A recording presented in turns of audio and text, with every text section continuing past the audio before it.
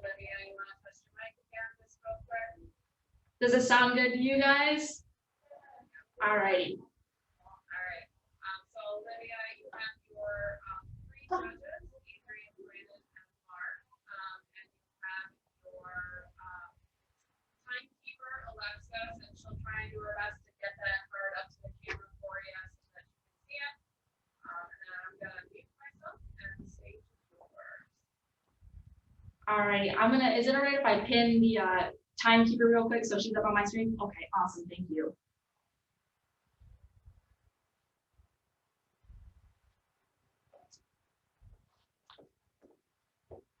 Good afternoon, honorable judges, FFA members, and guests. My name is Olivia Calderon, and I'm representing the Dansville FFA chapter with my speech entitled Hemp, the Future of Agriculture. Honorable timekeeper, I'm ready to begin. What do you think of when you hear the word hemp? Do you think of hemp improving the health of cancer patients, reducing deforestation, or cleaning up brownfields? Due to harsh stigmas against its close relative, marijuana, hemp is often dismissed by the general public.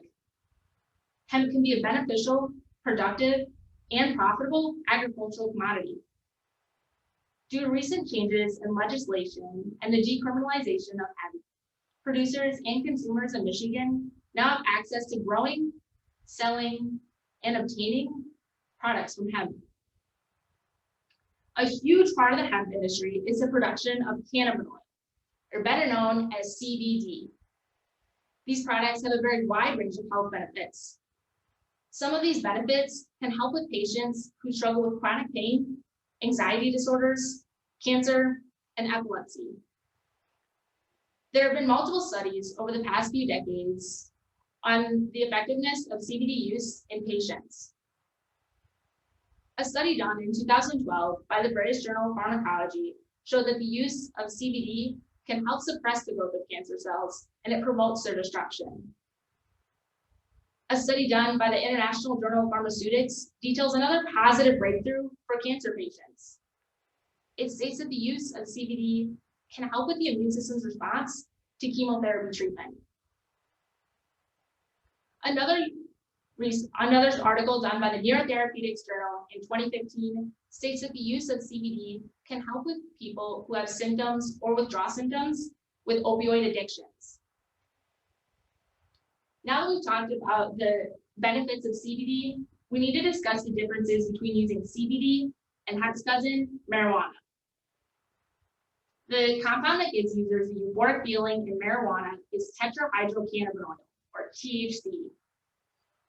THC and CBD are two major phytocannabinoids. Both of these cannabinoids affect the cannabinoid receptors in the human body. THC attaches these receptors, whereas CBD stimulates these receptors. This causes CBD to have a low affinity for the body's CB1 cannabinoid receptors. Therefore, CBD lacks euphoric effects. THC and hemp and CBD products is heavily regulated and restricted by the 2018 Farm Bill. The Farm Bill mandates that the levels of THC and hemp-derived products must be below 0.3% to be legally sold. This has led to many innovations and processes that can give the consumers the benefits of CBD without the high levels of THC. Similar to other agricultural products having many varieties to ensure the farmer can meet their target markets, hemp also has many varieties. In hemp plants used for CBD, the plant's genetic focus is to put all of its energy into forming the highest quality buds and leaves possible. Once the plant has reached maturity, which takes about 4 months, the first step is to send those buds from each of your varieties to a state-certified third-party testing facility to verify that the THC levels are lower than 0.3%. If the plant's used for CBD, then the next step is to take those leaves and buds and remove them from the stems and dry them.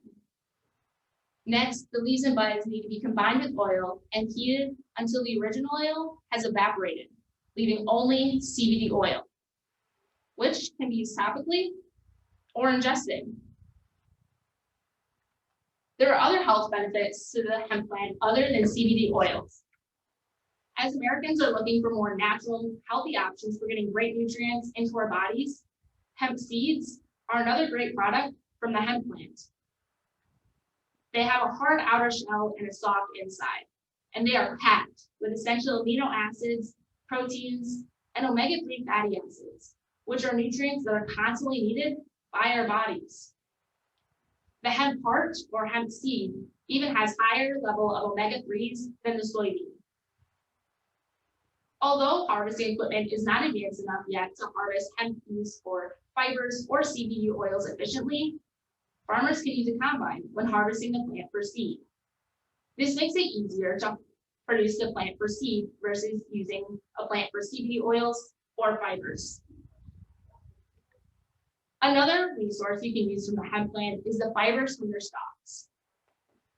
These fibers can become a more eco-friendly option. These fibers can become a more eco-friendly option for household items like paper, plastic, and clothing. These fibers look almost like the fluffy yellow insulation you find inside your walls, and you can even store it in round bales as long as it's kept dry. Unfortunately, there's no market for it in the US as of right now due to current laws and regulations. Hopefully in the future, there will be a market for these products on the shelves of grocery stores all across the world. The hemp plant also has qualities that can benefit communities across the country. Hemp absorbs almost all the nutrients in the soil, which sounds like every farmer's nightmare.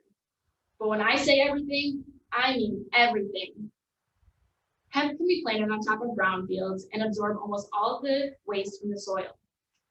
As they grow, they absorb this waste, which includes unwanted minerals and chemicals. This process is called phytoremediation. There have been trials revolving around hemp's ability to remove toxins from the soil for many years, but some of the most important have been trials on the removal of heavy metals from the soil in Chernobyl, Germany, and in the United States. This could be the answer for many rural and urban settings across the country.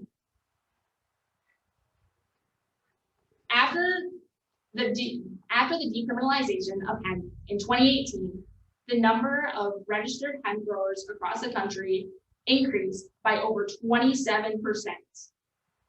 As of right now, there's over 21,000 registered hemp growers in the United States.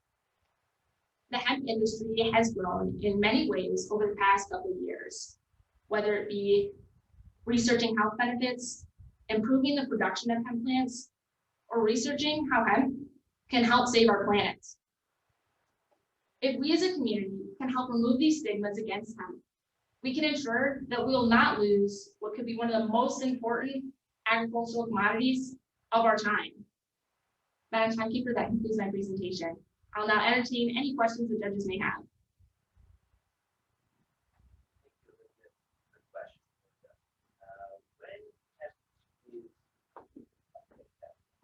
When hemp is used to eliminate toxic heavy metals in brownfield areas, what can that hemp use food products or other processing that or is it just solely for removing toxic from the earth?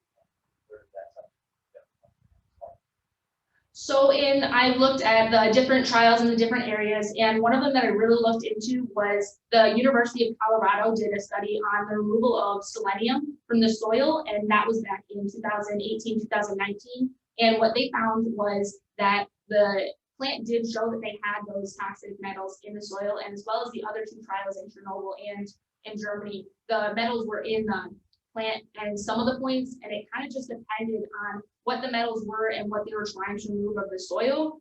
And then the removal of the plants was just like taking them to an area where you could safely remove all those toxins. But the university at the end concluded that they weren't sure how that would affect whether you were talking about food products for either animals for silage or for humans, whether you're going to use it for seeds or tofu. So they're going to do another study starting in the end of 2018, going into 2020 and 21 about seeing what could the plant be used for after the selenium was taken out of the soil.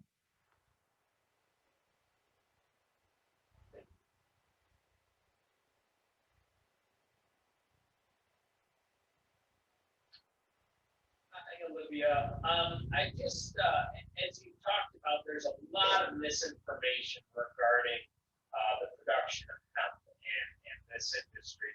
I just was wondering if you had given any thought to, because of so much information, is there a security risk to the production of hemp because of that misinformation?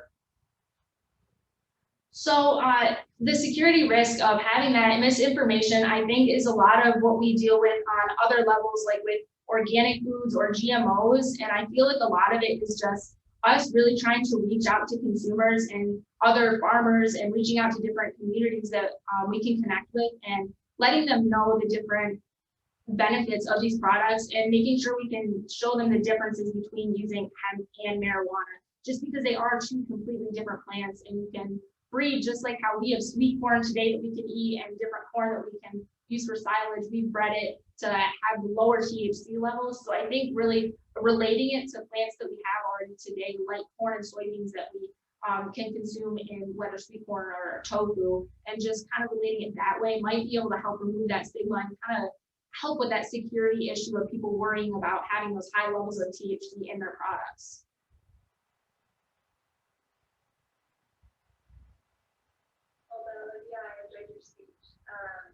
A question that came to my mind, you mentioned that after hemp was decriminalized, that the production increased by 27%. What are some roadblocks that are in the way of individuals entering the industry or producing hemp? Can you tell us a little bit more about those?